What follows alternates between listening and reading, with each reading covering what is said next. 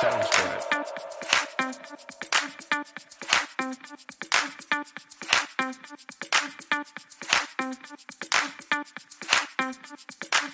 Sounds right.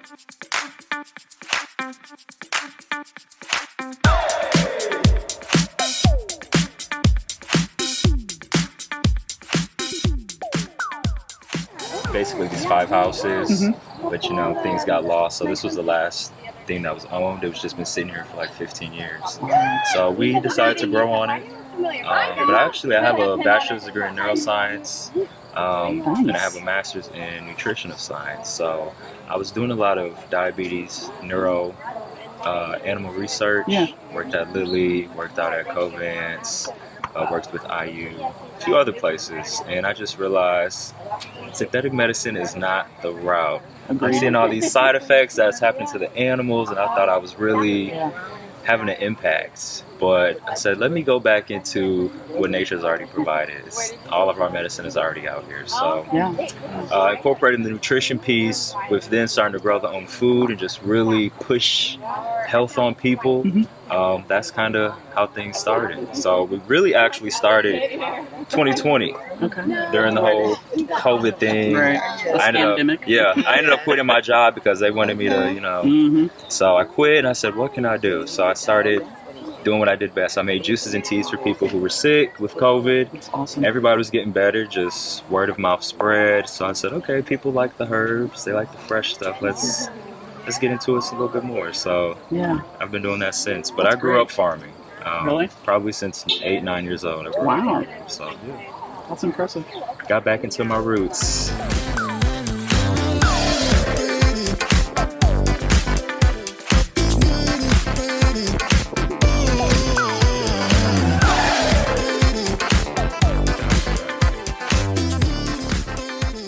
Our urban farm is located in a historical black community, Martindale Brightwood, which has a pretty bad reputation now, but things are turning around. So that's why we put this urban farm here, to show our community that they can have access to clean food, they can know where it grows, they can learn how to grow, and we can start to rebuild this once thriving community. Especially when you focus on community, we host community events. We have a stage and we like to do like paint. We like to have people come out and paint. We do like canning classes. We do tincture making classes, tea making classes. And it's really just to bring people together in a positive, warm-filled environment. And when people are around nature, they tend to be happier anyways. And seeing all the beautiful flowers is always like a mood booster for someone who may be suffering from anxiety or depression. We often tell people, come out to the farm. You don't have to buy anything. You can come out and hang out, walk around, touch some flowers, because I guess some scientific research has proven that getting your hands in dirt is actually a great way to relieve stress and help better your mood. So being grounded as well. We wanted to provide a space for people where they felt almost like at home, or that they could feel peaceful or just feel joy and love, because that's what we're all about. So, and how could you not smile coming to this space? Right. Just the frequency it's emitting just has everything. That is a whole nother level. The frequencies of the farm. Yes. But two, we started growing and showing people how to grow, because just one tomato plant, just one seed, you can get 100 tomatoes off of that one plant. Same with peppers, same with cucumbers. Just one seed can feed so many people, and that's what we are trying to ignite, so that others can just experience community, because that's what this is. All these foods are community foods. It feeds more than one person. So even sometimes people come and they might just, I have a budget, I just give them stuff. I can't eat all of this. I want to share it. I'm growing it for others to experience. So if you ever need some food, just come on out and we will definitely accommodate you. So with having a community urban farm, we make things accessible to people. So all of the produce that we grow, we make accessible. We also partner with other local farms in the area or just surrounding areas of Indianapolis to make sure that we have a variety of things for people. We also have a herb station where you can get loose leaf herbs. We have pasture raised eggs from a local farm. We also do local honey. And a lot of the products that we grow, we use to create our own health and wellness products with Body Buzz.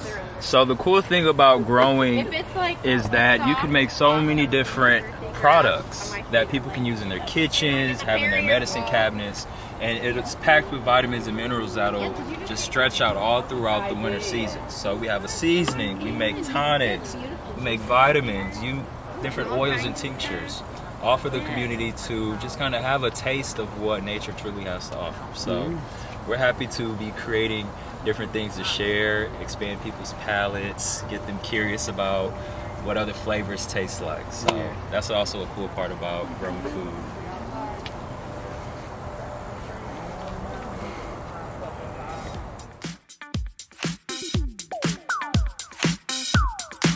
Sounds right.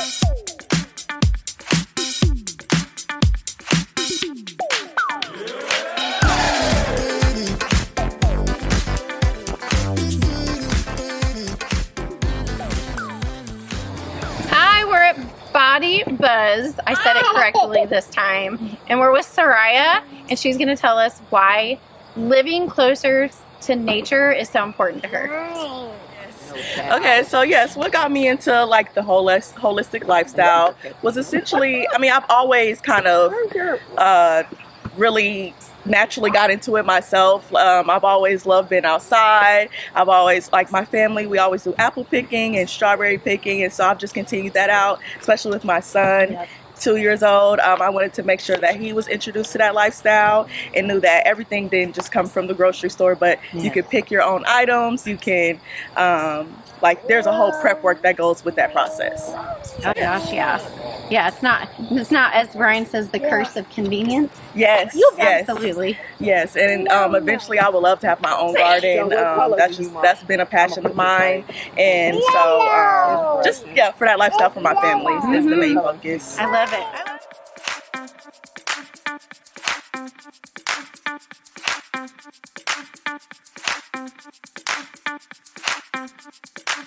Sounds right.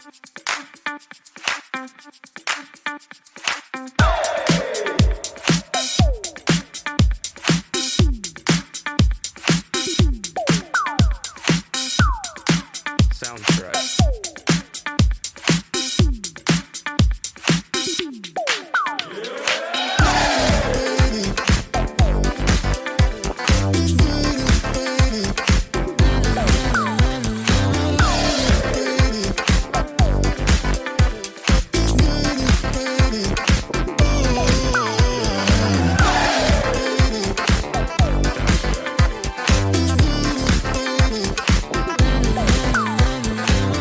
So we do vegan oxtails. They are just simply oyster mushrooms and some beans wrapped in rice paper. And each week we try to do a different sauce and kind of make it creative and fun, do different stuff with it. So sometimes we do stew with carrots and vegetables like potatoes and onions and bell peppers. And today we have a Caribbean jerk sauce over rice with them with some sweet cornbread from scratch. And everything is vegan, so everything is plant-based and delicious. So you might want to come get some of these.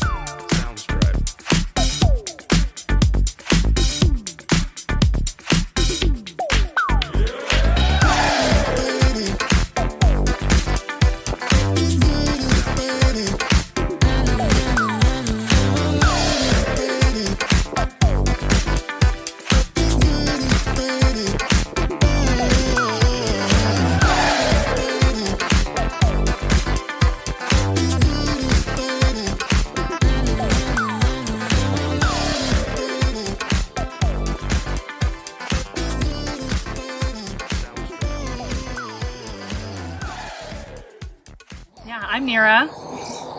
I'm Janaya. We come out to Bodi Buzz because for me, I really love how much community building it creates, how much access it teaches, and how it really became a safe haven for people to connect. Just like we're connecting with you guys right now, it's a way for different mindfulness people to connect, for people to learn more, make this world, make this passion more accessible to people who otherwise don't get to be part of conversations like this. And it's just pretty. It's just awesome. David and Adriane are amazing, and they just cultivate such a welcoming community you kind of want to come every Saturday. Yeah. Yeah. It is. And I'm such a farmer's market girly. I love going to markets with my little basket and filling them up. And I had a goal to explore a bunch of farmers markets around the city. So I went to Broderville Farmers Market, and I went to Garfield Park a lot this summer. Binford, Carmel. We went to a bunch, and this is one that I found like midsummer, and I fell in love with it. This is the one I've been going to consistently since I've been here, because as soon as I walked up and I got a few things, Adrian went and picked kale for me. They were out of kale, and I was like, man, I missed the kale. And he said, oh, I'll go pick some for you, and just like picked it for me right there and put it in my basket, which you won't find at any other farmer's market in the city. And the fact that it's in such an urban location, I think is such a beautiful example to other communities about how you don't need acres and acres of land to provide for yourself, for your community, and to build something beautiful. They told me this was their first year, their first summer, and it's already influenced so many people. It's already cultivated so much food for them and for everyone, and it's inspiring. It is. And it's so beautiful. It really is. Yeah. Yeah. Yeah.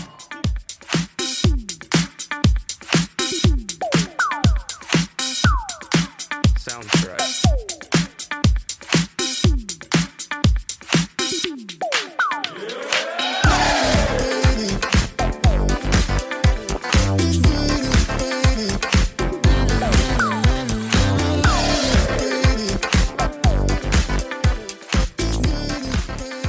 This is our potato bed area, which we grow many different varieties of potatoes.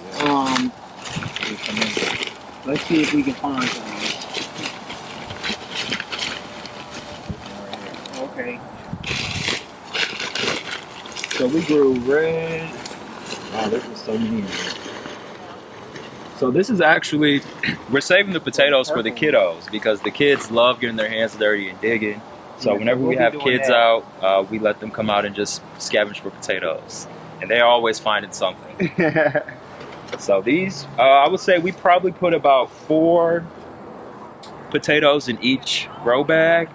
And some of the ones we've already harvested, we've harvested 20, 30 potatoes out of just one 15-gallon grow bag. Yeah. And so we did this, we grew the potatoes in the bags to show people you don't have to have land.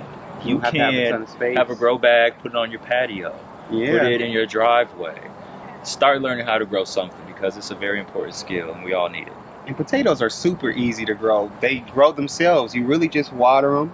But I would say gardener's trick to getting more potatoes would be every time you see a flower, pick it off, because it's going to stimulate more growth in the root system to produce more potatoes. So if you see flowers, off with their heads. You know, as a farmer, you hope for the best always, but sometimes things just don't always go your way. So like for instance, this whole area was supposed to be full of cucumbers, but unfortunately it did not. None of the cucumbers did anything, and we just got little baby things like this, which we just left here to kind of decompose and help add nutrients to the soil. But don't be discouraged if you grow something and you're like, oh man, that just died, or it didn't do what I wanted it to do, because that's the beauty of gardening. You learn as you grow. So I would say experience is a great teacher, and keep trying. It is September, the middle of September, and surprisingly it's really hot today. And sometimes in the fall time we water less because we don't get as much sun, but sometimes the plants, you can tell they're a little dramatic and they like to wither as if they're about to die. But this is still fine. Once we put some water on her, she's gonna perk right back up. And because as you can see, she's still producing tons of fruit. This actually needs to come off of here. I use my fingernails as clippers sometimes. Don't try that at home. But this had to go. It started turning red. This right here, we have some extra wiring from our trellises left over, and I'm like, let me just set this up against this tree and try to grow some beans up it, which it did really well. We're just doing this to save the seeds, so we're letting it grow and seed out, and we'll harvest all of the seeds so that we can grow more next year. because these are heirloom lima beans and black eyed peas. Really? Good. All right, so in an urban farm space, we are literally on a little less than a half an acre. So this is 0.32 acres, and we try to maximize growing because you can do so much with a little bit of space, especially when you practice companion planting. A lot of plants love to grow together. Their root systems get intertwined. They feed off of one another. They feed each other. And so, like, for instance, this toilet here, we got some chocolate mint growing in here. It's been growing out since springtime, and we probably plant something else in there next year just to see how it grows inside of this toilet. Also too, we also wanted to compact all of these plants together so that we can maximize produce, because this is such a food desert that we live in, and there's no grocery stores in this area aside from maybe one, and it's like a 15-mile radius. There's no grocery stores in the inner city except for, like, if you go mid downtown. But a lot of people don't have access to transportation to get to those stores. So we like to be in neighborhoods like this where people can walk here if they wanted to. They could catch the bus here because there's a bus line right along the street. And we just wanted to make it as accessible as possible for people, so that they wouldn't feel like they were missing out. So it's great to have opened up a farm space that's for community and not more so for profit, because people are able to feel more at home and welcomed and able to learn more. I've been to so many different farms where it's just a business and it's not a holistic space. And that's what a farm is for. You're supposed to come here, you're supposed to learn, you're supposed to heal, you're supposed to connect with people. And with nature, you're supposed to learn from nature. And so that's what you get to do here. And we're happy to be a part of it. So, yeah.